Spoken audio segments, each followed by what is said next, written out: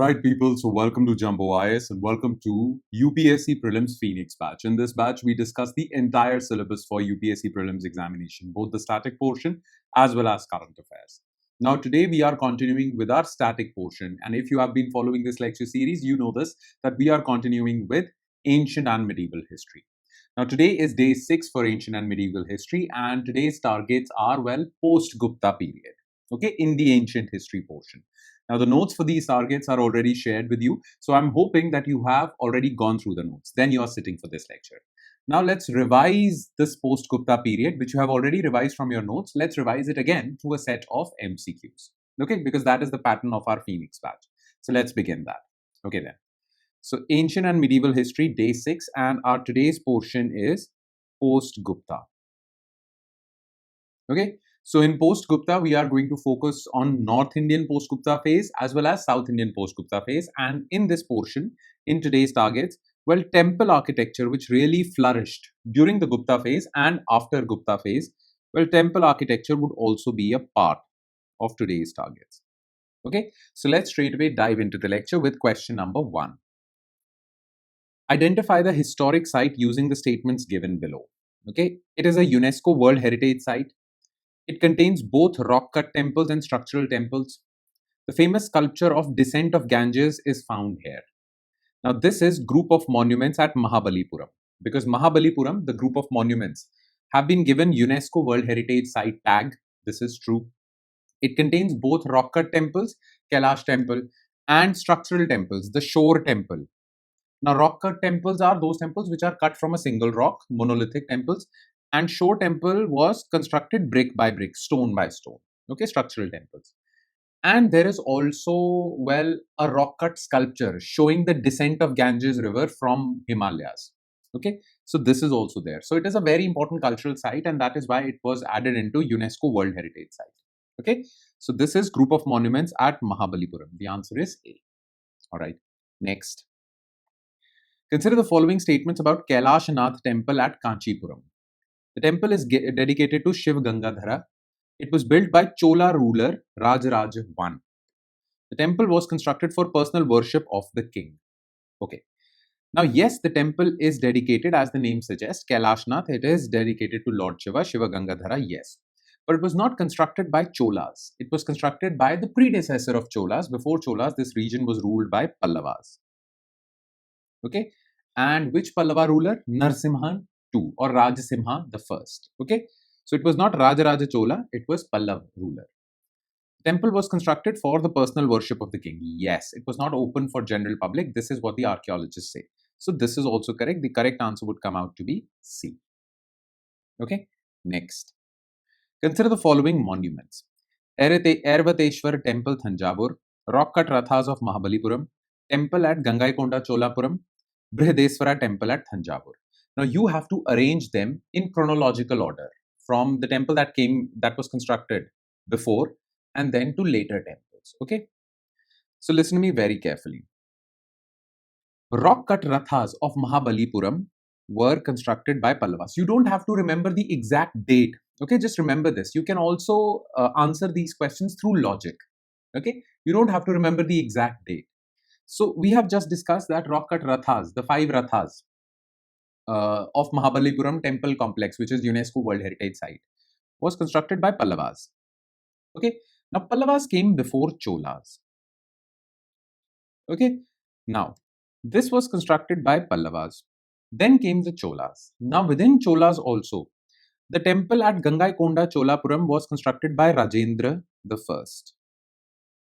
Okay, his father was Rajaraja Chola, who constructed Brihadeswara Temple. So naturally, father comes before the son. So Brihadeswara Temple came first, and then temple at Gangaikonda, Cholapuram came. Okay, and then Ervateshwara Temple came later. So Pallavas is rock-cut rathas at Mahabalipuram. Then it was Brihadeswara Temple by Rajaraja Chola. Then Rajendra Chola, just Gangaikonda Cholapuram came just after that. And then was the Ervateshwara Temple, which was constructed late. Okay, so the answer would come out to be 2431. Even if you don't remember the dates, you just know the chronology of dynasties, some famous names. then too you can deconstruct this question. Okay. Now the dates are given in your notes, but I just wanted to showcase that even if you're not aware of the dates, exact dates, you still can answer this question. Okay. All right. Next. With reference to Vesara style of temple architecture, consider the following statements. This style of architecture was developed in the 9th century AD. Okay. Hoysaleshwara temple at Halibut is an example of this style. All right. Now here's the thing. Vesara style of temple. Now there are three styles of temple architecture. One is the North Indian style, Nagara, and then there are South Indian temples which have a different style, Dravida. Now in the Deccan region, these two styles mixed. South India, Deccan, and then North India. So in the Deccan region, these two styles got mixed, and a new fusion architecture called Vesara came about. Vesara contains both the features of Nagara as well as Dravida. Okay, and this Vesara style of architecture was mostly, patronized by Hoysala dynasty. Okay, now the thing is, Hoysaleshwar temple, Hoysalas basically did it. Hoysaleshwar temple at Halibut is an example of Vesara style. Absolutely correct. Now Hoysalas came a little late, not 9th century. They came in, 11th century AD. So this statement becomes false. Vesara developed a little late. Okay, so the answer would come out to be B. Okay, next. With reference to Shore Temple of Mahabalipuram, consider the following statements. It was built by Rajasimha.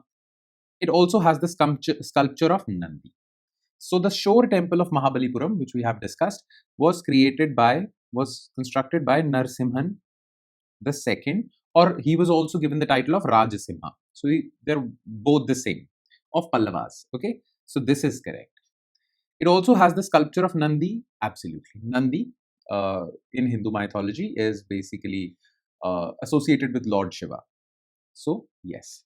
So both are yes. So which of the statements given above are incorrect? So both are correct. None of the above is incorrect. The answer would come out to be B. Okay. Next. Consider the following statements. There are 7 Buddhist rock-cut caves situated on the bank of a river. They consist of Vihar, Stupa in Chaitya Hall and residential cells. A painting of Bodhisattva Padmapani of these caves is reputed as a prototype of the well-known Padmapani figure at Ajanta caves.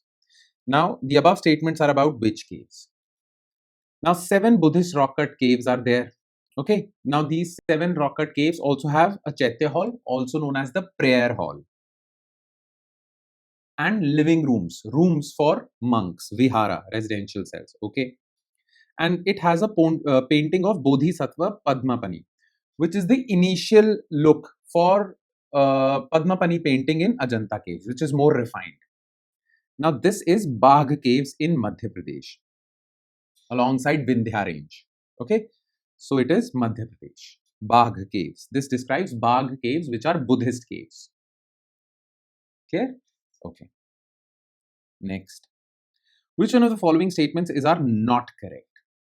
Pallavas were pioneers in the art of excavating temples from rock and are famous for their unique style of monolithic rathas and mandapas. Monolithic means cut from a single stone, big stone.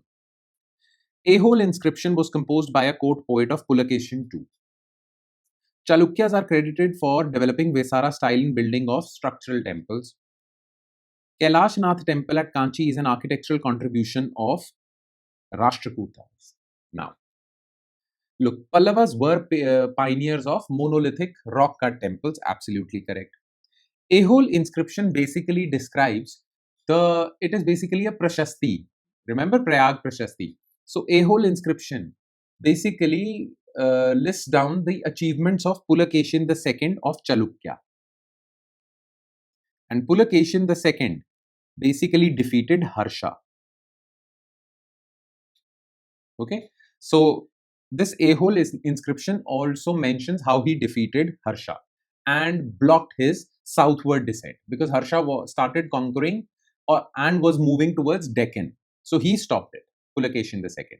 Now this was mentioned in A-hole inscription, which was a prashasti, and it was written by his court poet Ravi Kriti. Pulakeshin II's court poet Ravi Kriti. His name was discussed yesterday. Okay, so this is correct. Chalukyas are credited for developing Vesara style. Yes. Kailashnath temple at Kanchi.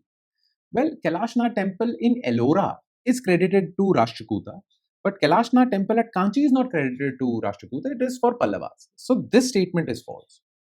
Okay. So Rashtrakutas never even ruled over Kanchi. So the answer was D. Okay. Next.